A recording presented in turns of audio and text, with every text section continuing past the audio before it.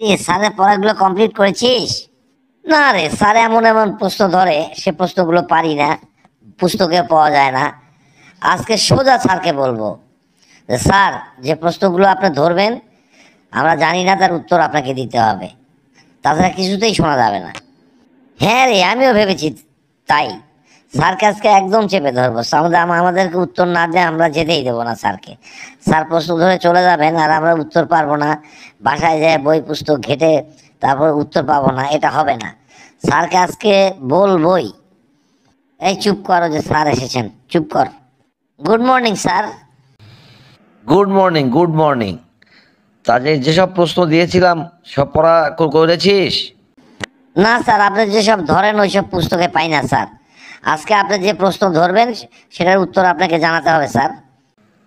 আরে বোকা, জানাবোই, যদি জানালে তো আর বাড়িতে গিয়ে তোরা চেষ্টা করবি না। তোরা যাতে চেষ্টা করিস এই জন্যই আমি জানাই না। তা যাই হোক, তোরা যখন আবদার করছিস তখন আজ থেকে তোদেরকে আমি দুটো প্রশ্ন ধরবো। একটার উত্তর জানাবো, একটার জানাবো না।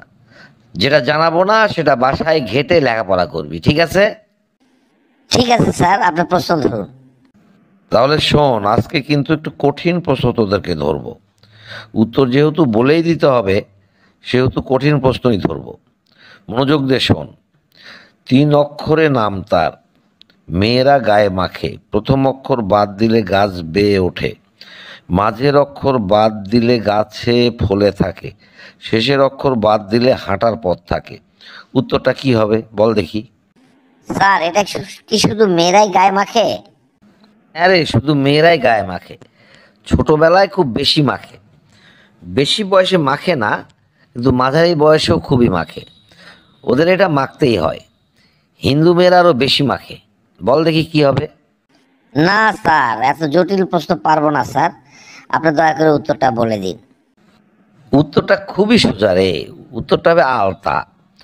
আলতা 3 অক্ষরে নাম, প্রথম অক্ষর বাদ দিলে লতা, গাছ বেয়ে ওঠে, মাঝের অক্ষর বাদ দিলে আতা, সবাই মিলে খায় ফল, আর শেষের অক্ষর বাদ দিলে হয় আল, জমির যে আল বেয়ে আমরা যাই সেই আল।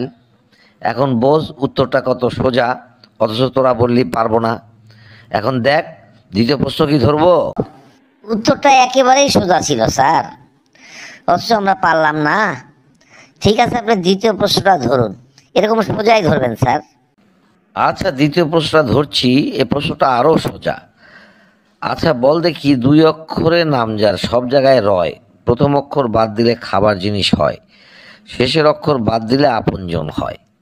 কি হবে এটা? এটা সোজা প্রশ্ন হলো স্যার, আপনি বলছেন এটা সোজা, আমি তো এর কিচ্ছু বুঝতে পারছি না স্যার। 2 অক্ষরে নাম যার, সব জায়গায় রয়, প্রথম অক্ষর বাদ দিলে খাবার জিনিস হয়, শেষের অক্ষর বাদ দিলে আপনজন হয়। এইটা কি আমাদের পক্ষে বলা সম্ভব স্যার? আপনি উত্তরটা বলে দিন স্যার।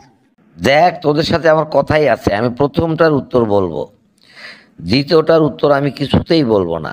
তোরা বই পুস্তক ঘেটে বুদ্ধি খাটায় বাহির করবি। প্রশ্নটা আবার বলছি, 2 অক্ষরে নাম যার, সব জায়গায় রয়, প্রথম অক্ষর বাদ দিলে খাবার জিনিস হয়, শেষের অক্ষর বাদ দিলে আপনজন হয়। জিনিসটা কি? জিনিসটা একেবারে আমাদের সৃষ্টি থেকে তৈরি তৈরি জিনিসটা আমরা সব সময় এর উপর দিয়ে আমরা সব করি।